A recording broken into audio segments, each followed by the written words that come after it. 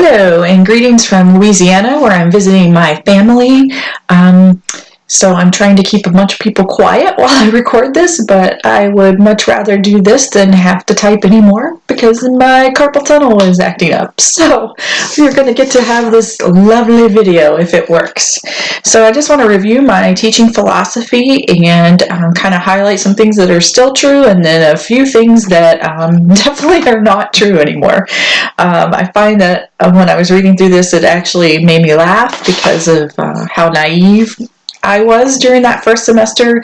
I feel like I've learned so much through the program at Rocky Mountain as far as evidence-based practice, but also with starting to teach this semester in January, I've definitely learned a lot with my feet running on the ground, trying to figure things out as I go. So one of the things that definitely still rings true is one of my primary passions about teaching is that it challenges me to find the most current evidence and organize that information into smaller components. I definitely feel like my clinical expertise and ability to convey that information. I like to be engaging and interact with students. The students, I told them at the beginning of the semester, I'm hoping that one of the things they can say about me at the end of the semester is that I was very real with them. I try to be honest. I give them my own personal examples, sometimes from my life, but also from my clinical practice. One of the things that is not true is that it says that I can use the information gathered from a pre-assessment to design lessons that create new learning by building on existing knowledge and skills. And I think this is a great idea. However, I was not able to implement this because I got my class within a 2-week time frame. I had to write the syllabus and get some of the lessons going before I had to start teaching it.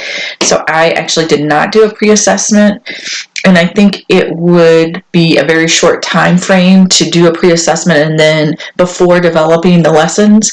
I definitely think that I can incorporate some of those ideas into lessons for the future. It's specifically with examples during the class times, but to be able to design a whole lesson plan around the pre-assessment, I think that would be very difficult personally. I do try to make things meaningful for the students. I ask them for examples from their life. I may give an explanation of some kind of new topic, but then have them pause and think about something that they may have seen. I want it to be meaningful to them, not just some random thing that they've read in the textbook. I definitely use a variety of presentation techniques. I think that this appeals to the different learning strategies that people have. So one of the examples recently was doing the attachment disorders or different attachment styles, and I had the student. I obviously presented a PowerPoint to kind of go over the different attachment styles. I had a graph in there for those who needed kind of the visual explanation of what that looked like, but then I had the students research. Actually, I had them just get right on the internet and try to find case studies of the different attachment styles and had them come up front and then role play them. So one person was a therapist, one person was a child. Most of the time it was a child that they enacted, but then I was able to, with each one that they did a role play, is to say what kind of intervention strategies I would use in that moment, or what kind of education I would do to the parent or child. So it was kind of a fun way to apply the new knowledge they just had.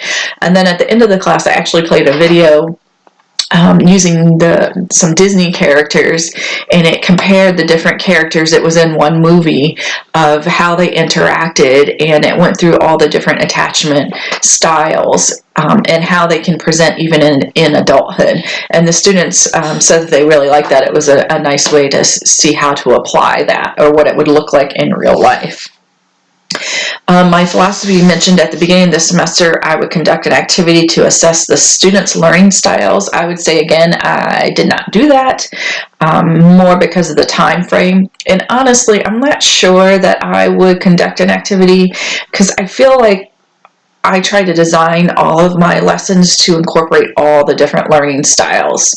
Now, obviously, if a student is struggling, I would want to try to explore how's the best way that they learn to make sure that we are addressing that directly, but I would say I try to incorporate that as much as possible. Excuse me. So occupational therapy, in my philosophy, it says it's a hands-on profession and students need to demonstrate application of their new knowledge and skills in the simulated environment. I wholeheartedly agree with that and definitely try to do that. There are some weeks that's easier to do than others, but I like to do that almost on a weekly basis as far as whatever we are talking about that week. Let's turn around and see how we can apply it.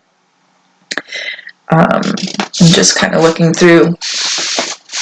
My goal for the students is to have them have knowledge to perform skills, but also to develop creative and critical thinking needed to solve difficult problems.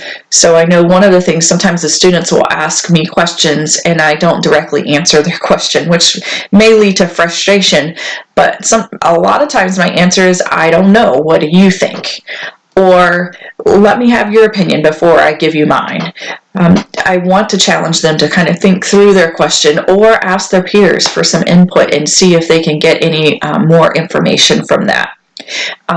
Sometimes the healthy pause to give them time to think is important in teaching, and I try to incorporate that on purpose because honestly, my tendency sometimes is to rush right through, I just want to get A, B, and C done, and not allow them time to think and process. So I think that is important. I definitely continue to challenge the students to search for current evidence to support the interventions. I like to, in my teachings, pull in not only their textbook, I actually pull from 3 different textbooks and journal articles, but then I also put references because I want them looking them up and trying to find how we can put all that information together into one topic. And I do hope that I can be an inspiration and encourage students to never stop the learning process.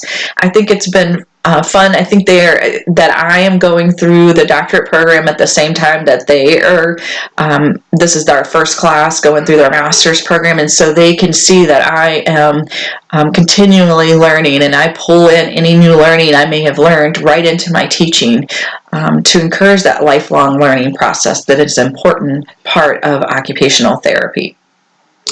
The last thing in my philosophy said that I will continue to seek research on methods in teaching adult learners so that I can modify my techniques.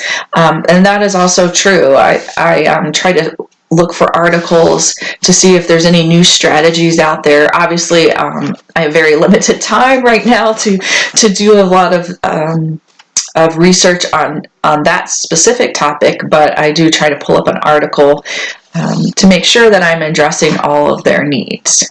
So hopefully that provided a nice review of my philosophy and how I would actually update it now that I have some experience and some more knowledge.